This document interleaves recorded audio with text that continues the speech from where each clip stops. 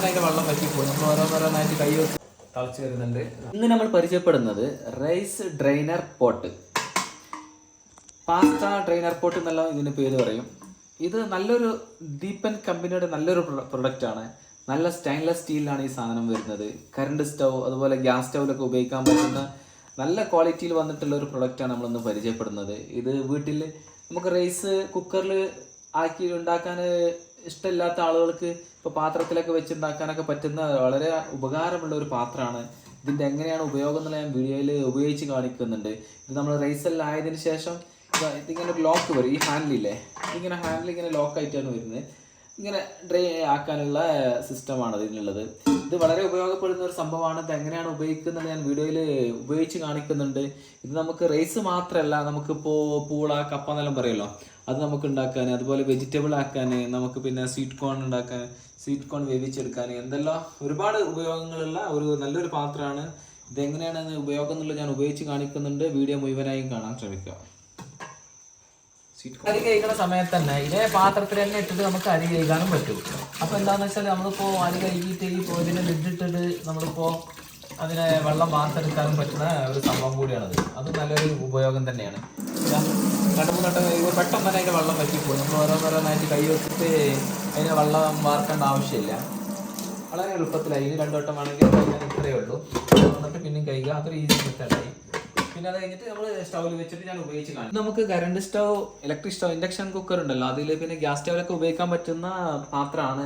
ഏകദേശം ഒരു 6-7 ലിറ്റർ വെള്ളം പിടിക്കും. ഏകദേശം അതിൻ്റെ കപ്പാസിറ്റി ഞാൻ പറയാൻ കാരണം, അപ്പോൾ നമുക്ക് അതിൻ്റെ കപ്പാസിറ്റി മനസ്സിലായി 8 ലിറ്റർ വെള്ളം പിടിക്കും കേട്ടോ. ഏകദേശം നമുക്ക് പറയാൻ കഴിയുള്ളൂ, കറക്റ്റ് അളന്നിട്ടൊന്നുമില്ല.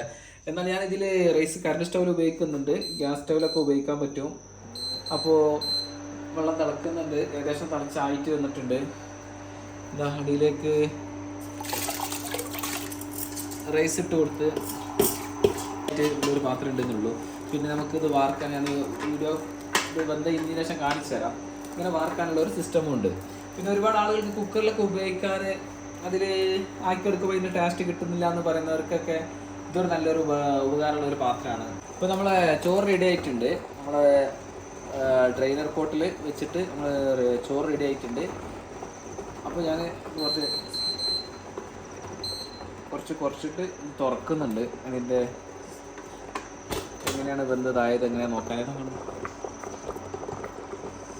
അപ്പോൾ റെഡി ഉണ്ട്. അപ്പോൾ നമുക്ക് ഇതെന്താക്കാം, ഒന്ന് വെള്ളത്തിനെ വാർത്ത് നോക്കാം കേട്ടോ. ഇങ്ങനെ ലോക്കാക്കണം. ഇതിൻ്റെ ഇങ്ങനെ പിടിച്ചാൽ ലോക്കായി പോകും. ഇതാ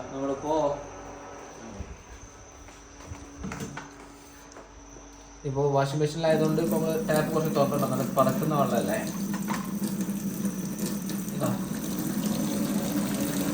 ഇത്ര എളുപ്പത്തിൽ നമുക്ക് ചോറിൻ്റെ വെള്ളത്തെ വാർത്തെടുക്കാൻ പറ്റും.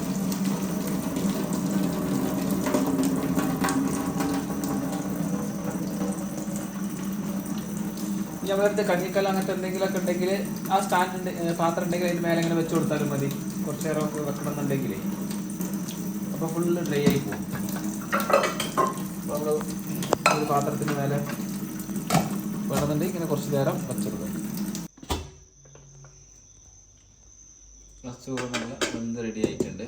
ഇപ്പോൾ വെള്ളം തിളച്ച് വന്നിട്ടുണ്ട്. നമ്മളിപ്പോൾ ഇതിലേക്ക് കമ്പം കോൺ എന്നുള്ള പറയുന്ന അതിട്ട് നമ്മൾ ഉപയോഗിക്കുന്നുണ്ട്. ഇതെങ്ങനെ അതിൻ്റെ ഉപയോഗം എന്നറിയാൻ വേണ്ടി, നമ്മുടെ പാത്രത്തിൻ്റെ ഉപയോഗം വേണ്ടി മാത്രമാണ് നമ്മൾ കാണിക്കുന്നത്.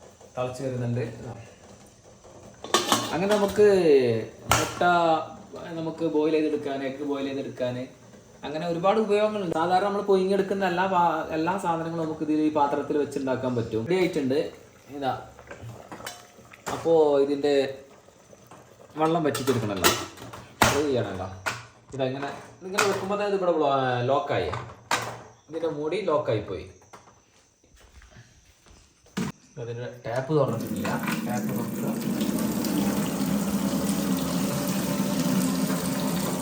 ഇതിൽ നമുക്ക് എഗ്ഗ് ബോയിൽ ചെയ്തിട്ട് എടുക്കാനും വളരെ എളുപ്പമാണത്.